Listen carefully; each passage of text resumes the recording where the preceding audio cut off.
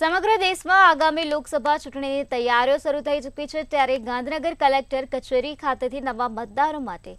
EVM વીવીપેટની માહિતી આપતી ડેમોન્સ્ટ્રેશન વાનનું ફ્લેગ ઓફ કરવામાં આવ્યું હતું। ગાંધીનગર લોકસભા વિસ્તાર માટે ગાંધીનગર કલેક્ટર હિતેશ કોયાના હસ્તે ડેમોન્સ્ટ્રેશન વાનનું પ્રસ્થાન કરાવવામાં આવ્યું હતું,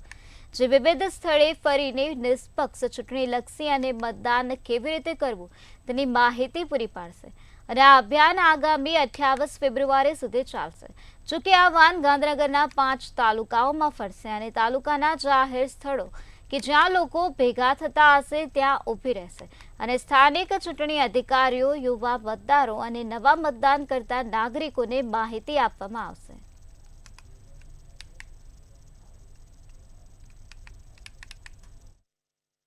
ઇલેક્ટોરલ ઓફિસર સીઓ કચેરી ગુજરાત રાજ્ય તરફથી આપણા જિલ્લા માટે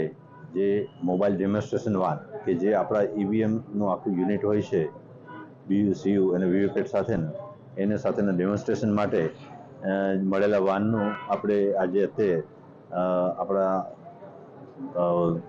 ગાંધીનગર ઉત્તર વિભાગના ધારાસભ્ય શ્રી રીટાબેન પટેલની હાજરીમાં